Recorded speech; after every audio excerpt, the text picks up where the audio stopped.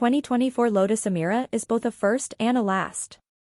Naming a road gives it something like a personality, or at least a sense of drama. North Carolina Highway 209, aka the Rattler, needs no help with either.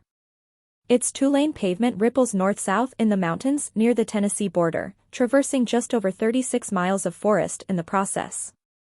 When it's not shimmying along cliff edges or rappelling into a tight ravine, 209 is shotgunning through narrow valleys dotted with churches and plots of corn. Some sections are so darkened by the tree canopy that shadows are rare on cloudless days, others offer breathtaking skyline views. Not all of those miles are famous.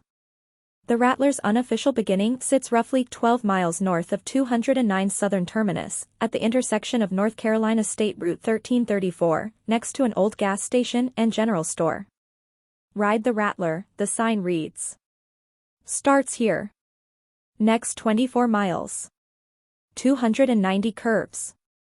The sign center holds a drawing of a snake and a grinning skull.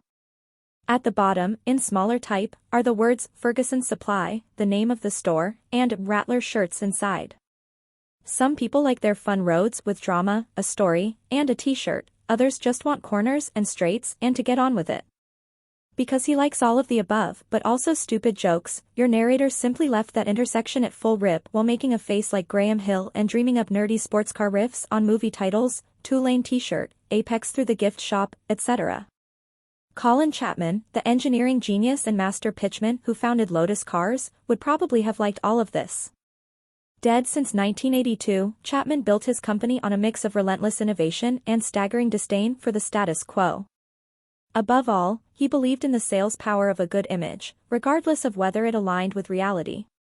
The Rattler doesn't much remind you of death or a snake, and you can't see that sign without wondering which came first, the road name chicken or the t-shirt shop egg.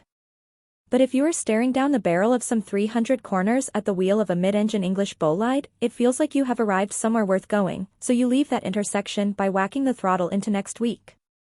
Lotus won't admit this directly, but the Emira is almost certainly a stopgap, the first new sports car model developed in the wake of the brand's 2017 acquisition by Chinese carmaker Geely, which also owns Volvo. Geely has been pumping money into Lotus for years, investing in this car, yes, but also in everything from a new automated factory to an upcoming line of mass-market EVs. Transliterated from Arabic, Emira means a princess. Fittingly, the Lotus's hardware is a kind of royalty, old of blood and long faded, if a bit shallow in gene pool.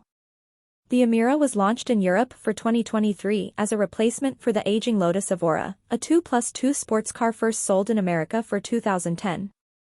The former's bonded aluminum spaceframe is an update of the latter's, which makes it a kissing cousin to the chassis used in Lotus's smaller Elise, a model sold on our shores from 2005 to 2011 and with a platform rooted in the 1990s. The body is a raft of influences, some McLaren here, a dash of Ferrari there, doses of seashell, lady hip, eel, manta ray, clam, Volvo. No reasonable person who has been under an Evora will stick their head into an Emira's wheel well and think the two cars are anything but siblings. The Toyota-sourced 400 horsepower 3.5-liter V6 and the 𝑖ZEN 6-speed manual transaxle are essentially Evora carryover pieces. A 360 horsepower turbo 4 paired with an 8-speed dual-clutch automatic, both sourced from Mercedes-Benz, will